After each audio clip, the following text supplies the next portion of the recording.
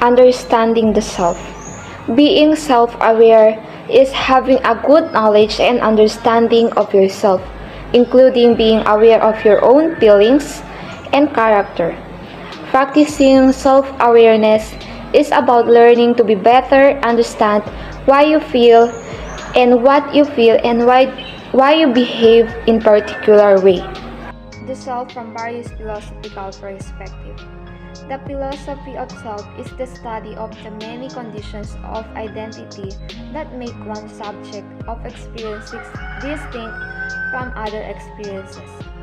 The self is sometimes understood as an unified being essentially connected to consciousness, awareness, and agency.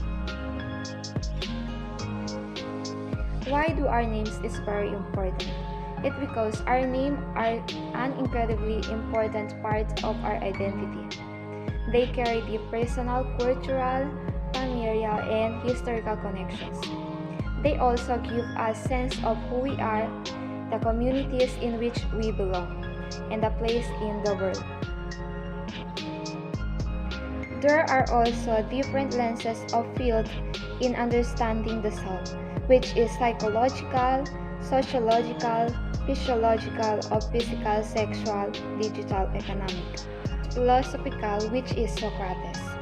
Socrates is from Greece, and the comparison to the other philosophers are focused on the answering about the universe, about the science, mathematics, and about gravity. But Socrates, he is the one who concerned about with the problem of the self.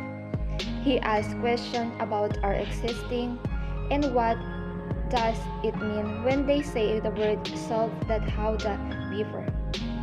With the other philosopher, the other question of meaning of the self, meaning of beingness. Also Socrates' idea, he believed in dualistic approach in understanding the self, meaning he believed is the one of the philosopher believes that every man composed of body and soul. Also, he is a famous of his quote, which is, "An examined life is not worth living." It means that as human being, Socrates believes that we should know how to question the existence of life. We should know how to reflect. The second philosopher, which is Plato. Plato is a student of Socrates. He founded the academy, considered as prototype of today's university.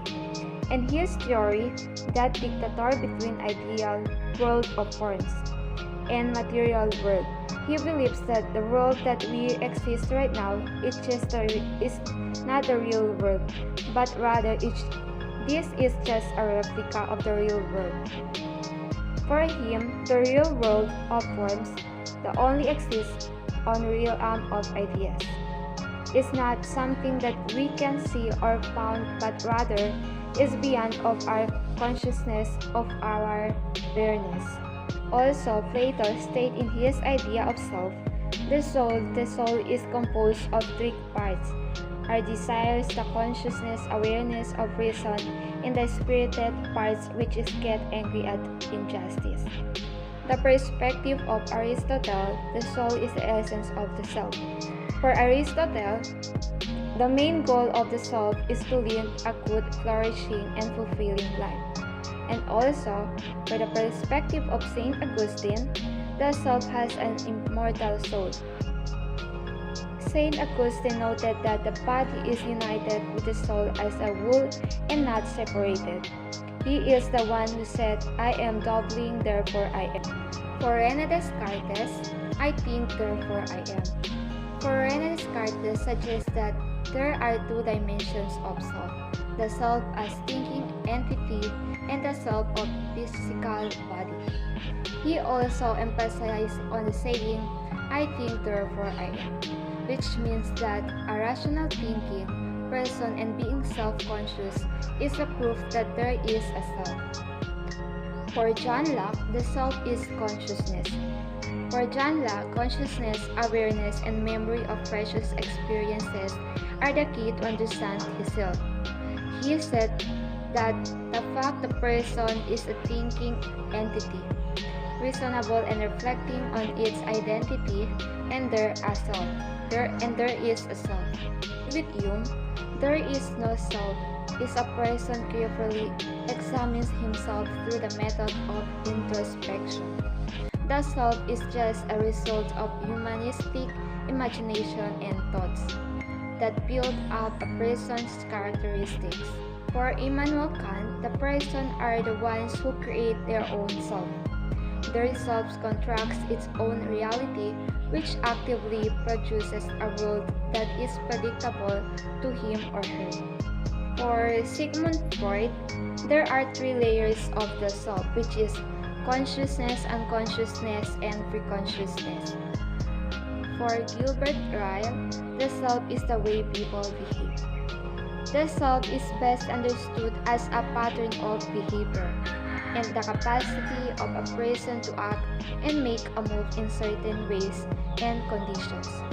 Paul Churchland, the self is the brain. For Paul Churchland, the eliminative materialism of the idea of the self is inseparable from the brain and the physiology of the body. The self is the brain.